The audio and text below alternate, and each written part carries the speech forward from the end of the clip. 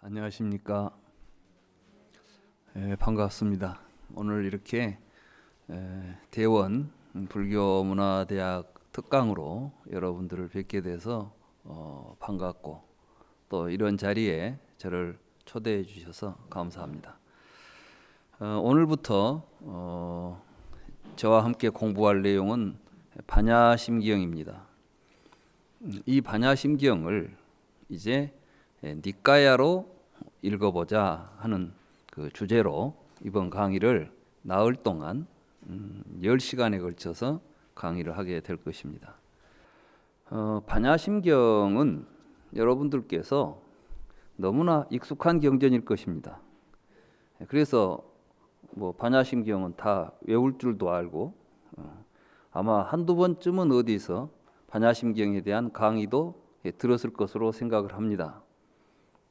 그렇지만 분명히 그 뜻을 명확하게 이해하지는 못했을 것으로 생각을 합니다.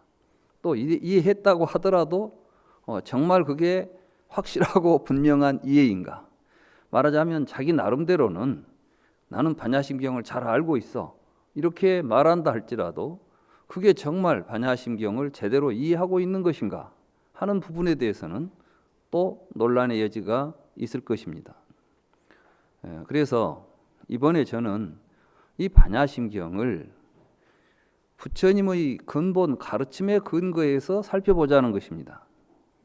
지금까지 우리들이 대승경전을 읽을 때, 다시 말하면 이 반야심경은 대승경전인데, 대승경전을 읽을 때 대승경전만 가지고 이해를 하려고 했기 때문에 굉장히 많은 어려움이 있었다. 경전을 이해하는데 명쾌하지 못하고, 또 아전인수격인 해석들이 많았다. 자기 나름대로 자기가 생각한 대로 경을 이해하고 해석해버리는 경우들이 비일비재하지 않았는가. 그래서 저는 이제 앞으로 이 반야심경을 가장 근본적으로 부처님께서 설법하신 초기 근본 경전을 가지고 그 말씀이 반야심경에 어떻게 표현되고 있고, 또 그 취지가 어떻게 여기에 기술되고 있는가, 이러한 측면에서 반야심경을 읽을 것입니다. 그래서 이 강의 제목이 니까야로 읽는 반야심경이라고 제목을 붙인 것입니다. 우선 우리가 이 반야심경을 공부하기 전에 왜 우리가 이 반야심경을 공부해야 하는가, 이 문제부터 이제 시작을, 우리가 그 문제를 가지고, 문제의식을 가지고 이 경을 공부를 해 가도록 하겠습니다. 우리는 왜 불교를 공부해야 하는 것일까요? 인간의 그 행동에는 목적이 있습니다. 그런데 불교의 목적은 그럼 무엇인가? 이게 이제 가장 중요한 거 아니겠습니까? 어떤 종교에서는 죽어서 천당 가는 것이다. 그러니까 천당 가기 위해서 종교를 믿는 것이죠. 그럼 불교는 무엇 때문에 불교를 믿을까요? 부처님께서는 나는 항상 괴로움과 괴로움의 소멸에 대해서 이야기한다. 어떤 사람들은 불교를 공부하면 신통력을 얻고 큰 도사가 되고 도인이 될 것처럼 생각하는 사람도 있을 것입니다. 불교 수행을 해가지고 초인적인 어떤 이런 능력을 기대하고도 기대하는 사람도 있을 것입니다. 그런데 부처님께서는 그 초기 경전 속에서 초지일관, 나는 괴로움과 괴로움의 소멸에 대하여 이야기한다. 나는 사성제를 가르친다. 똑같은 말씀입니다. 불교의 진리는 사성제입니다. 다시 말해서 우리에게 괴로움이 실제하고 있다는 것입니다. 그러니까 이 강의는 그걸 인정하지 않는 사람들은 들을 필요가 없는 강의입니다. 다시 말해서 나는 괴로움 없어, 나에게는 아무 문제가 없어, 그런데 여기 앉아 있을 필요가 있겠어요?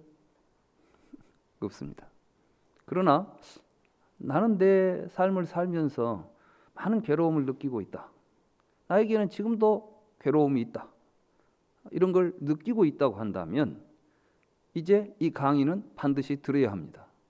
불교는 괴로움을 느끼고 있는 사람은 반드시 불교를 공부해야 합니다. 왜냐하면 이 가르침은 그 괴로움과 그 괴로움의 원인과 그 괴로움의 소멸과 그 괴로움의 소멸에 이르는 길을 알려주기 때문입니다.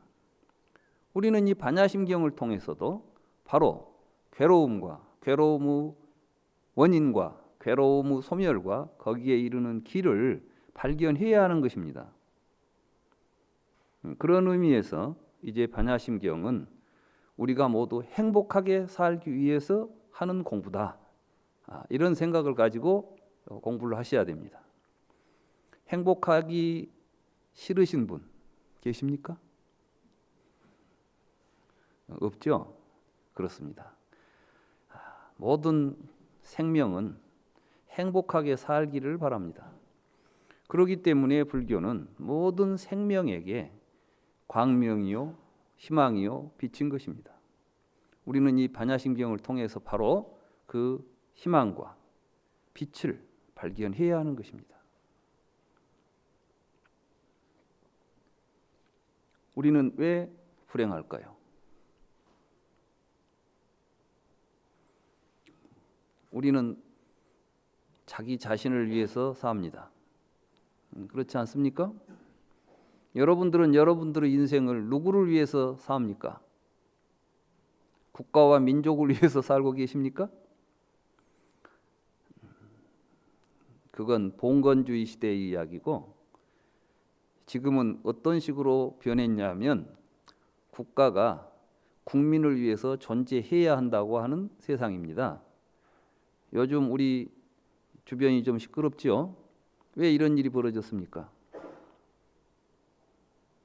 국민이 주인이고 국가는 국민을 보위하고 국민의 행복을 위해서 존재해야 하는데 그것이 무시되었기 때문에 문제가 생기는 것입니다. 그러니까 사실은 우리 각자가 행복하게 사는 것이 목적인 것이고, 우리에게 가장 중요한 것은 우리의 삶의 주인은 우리 자신이라는 것입니다.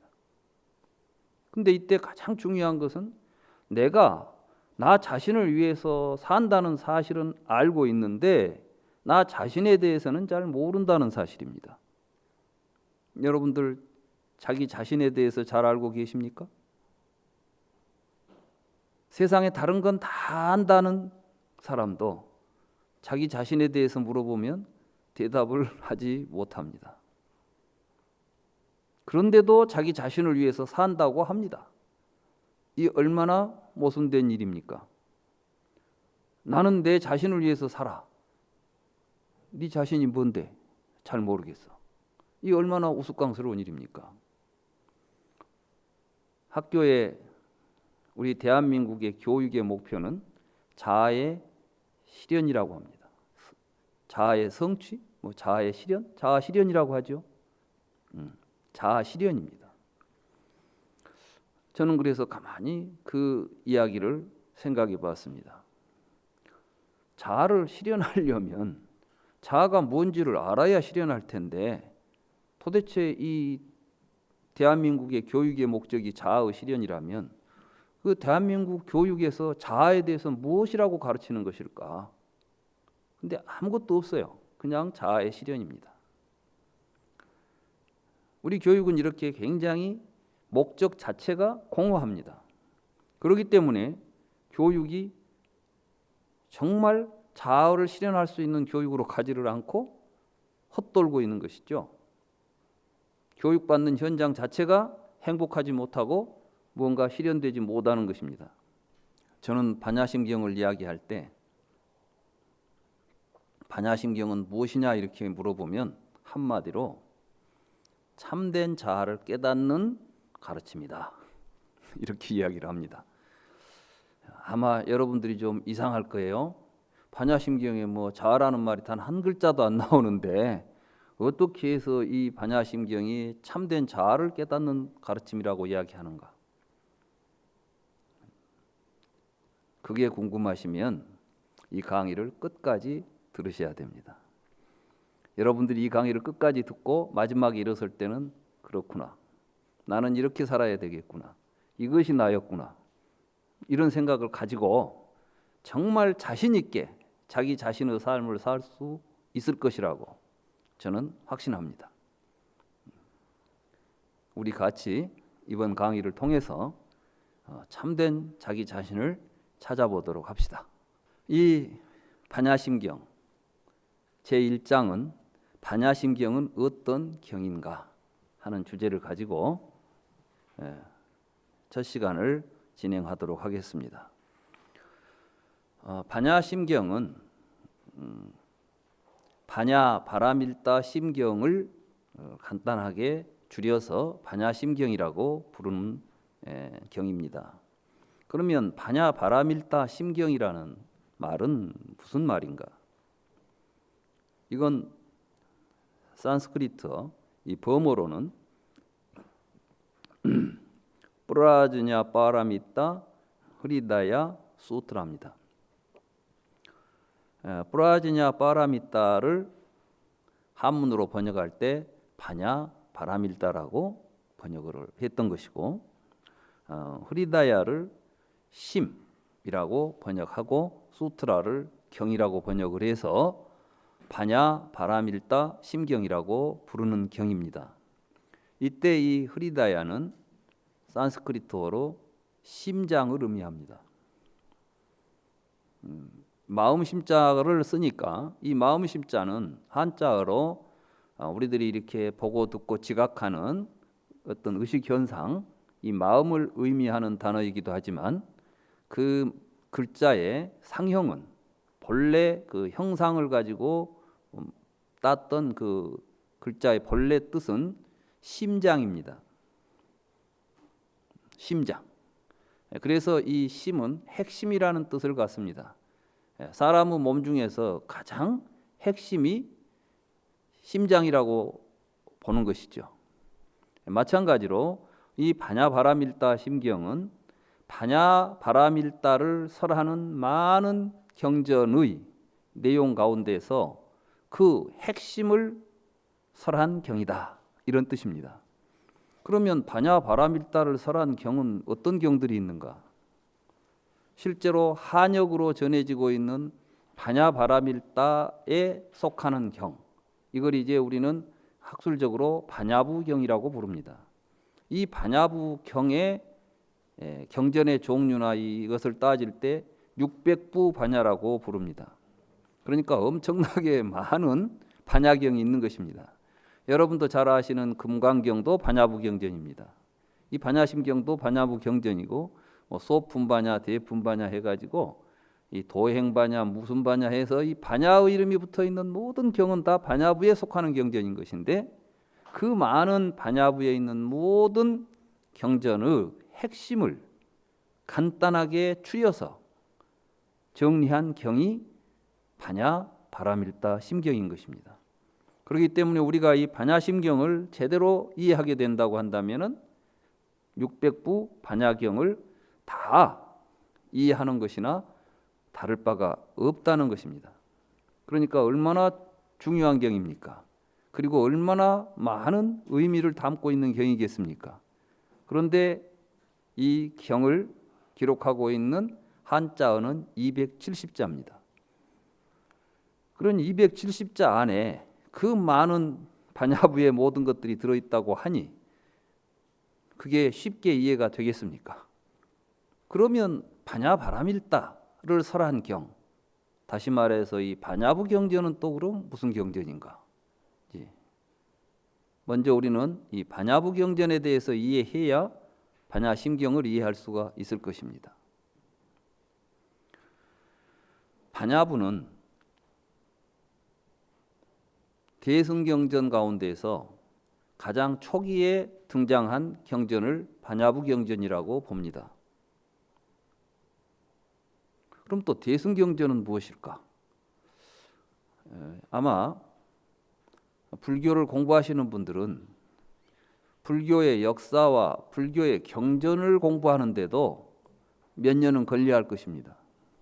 불교 공부의 제일 좀 어려운 점이 뭐냐 하면 경전이 너무 많다는 것입니다.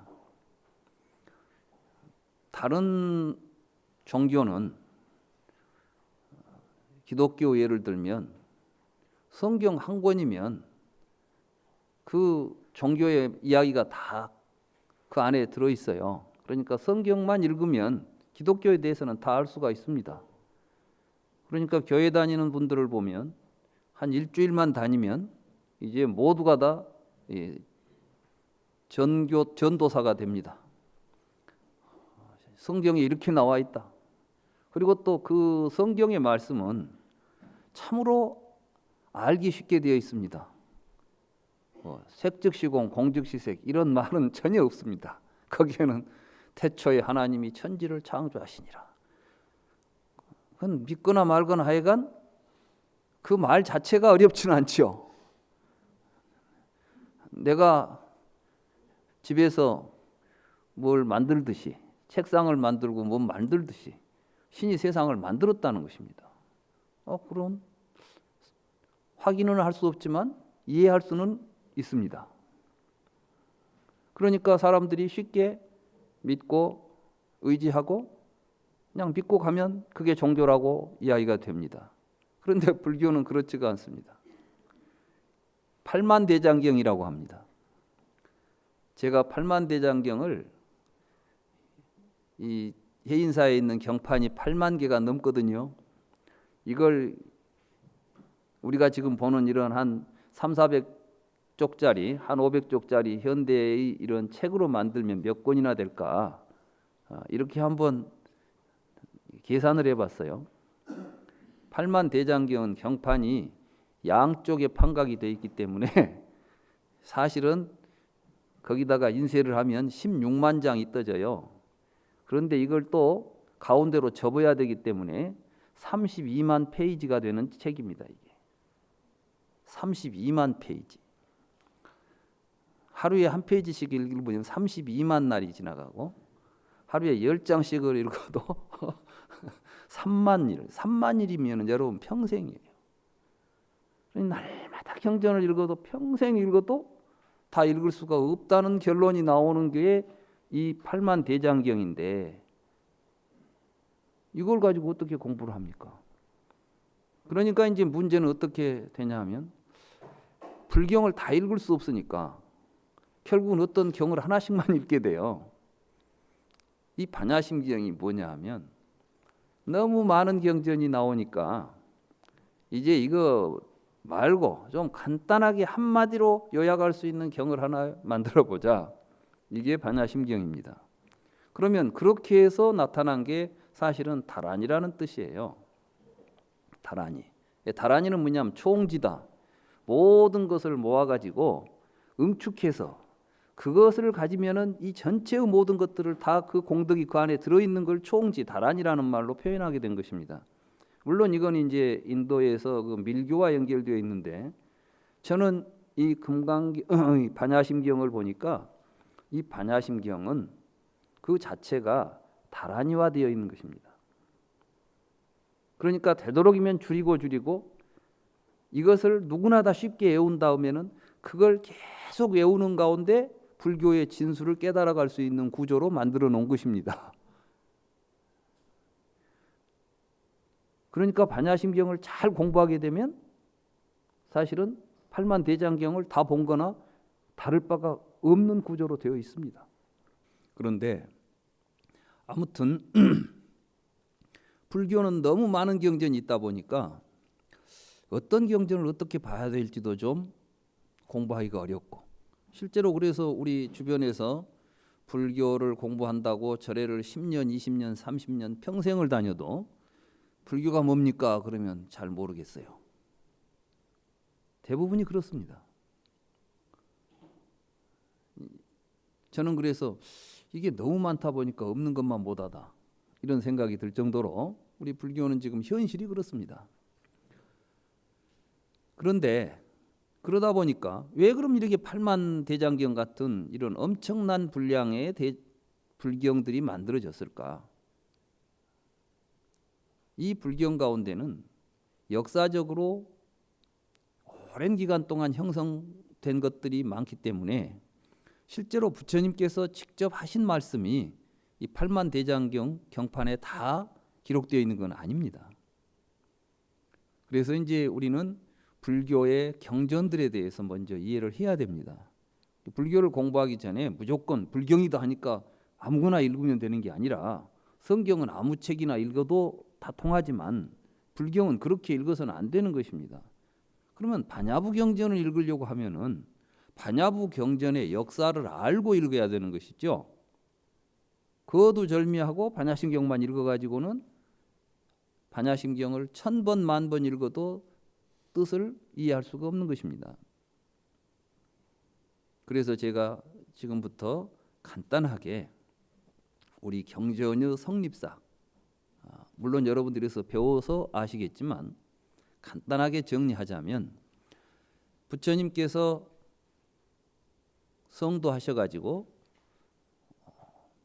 45년 동안을 설법하신 여러 말씀들, 또 그 당시 부처님의 제자들이 남긴 거룩한 설법들, 이것들을 모아서 경이 편찬됩니다. 이걸 우리가 수트라라고 부릅니다.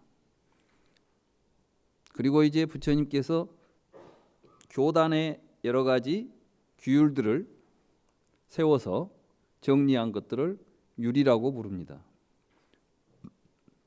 이런 율과 경이 근본 경전이고 근본 계율입니다. 근본 율장이죠. 근데 이러한 경과 율이 부처님 열반하신 뒤에 부처님의 제자들이 그걸 모아가지고 구전으로 전승에 내려오다가 한 200~300년 지나고 나니까 이 말씀의 의미를 어떻게 해석해야 할 것인가에 대해서 문제가 발생합니다. 왜냐하면 부처님께서 하신 말씀은 사실은 우리가 쉽게 이해할 수 있는 이야기가 아닙니다. 왜 부처님의 말씀은 좀 이해하기가 어려웠을까요? 그건 부처님의 깨달음을 우리가 살펴보면 알 수 있습니다. 부처님은 무엇을 깨달았습니까? 우리는 불교가 깨달음의 종교라고 하면서도 부처님이 뭘 깨달았을까 하는 부분에 대해서 명확하지 못하지요. 부처님이 깨달은 것은 우리가 잘 못 알고 있다는 것을 깨달은 겁니다. 그러니까 부처님께서 보리수 아래서 생로병사를 사유하시죠. 우리는 왜 늙어 죽는 것일까? 왜 태어나는 것일까? 이렇게 쭉 사유하다가 마지막에 가면 이제 무명이 등장하죠. 12연기에 보면 무명이 등장하지 않아요. 부처님께서는 12연기를 역관으로 관찰하시고 또 그걸 순관으로 관찰하시고 유전문으로 관찰하시고 환면문으로 관찰하셔가지고 깨달았다고 말씀하셨어요. 그런데 거기 보면은 무명을 통해서 생사가 나타난다는 이야기를 하고 있죠. 지금부터 한번 생각해 보십시오. 우리는 가장 근본적인 이야기를 배워놓고도 거기에 대해서 여러분들이 정말 진지하게 의심하지 않았을 것입니다. 여러분들이 태어나서 죽는 것이 무명 때문이다. 무명은 무엇입니까?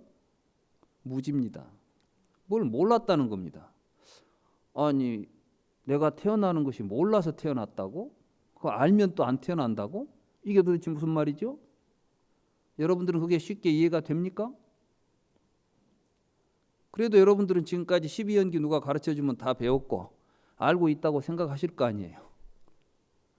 아마 불교 문화대학 다니실 때 12연기는 여러 차례 공부했을 겁니다. 그래서 뭘 얻었습니까?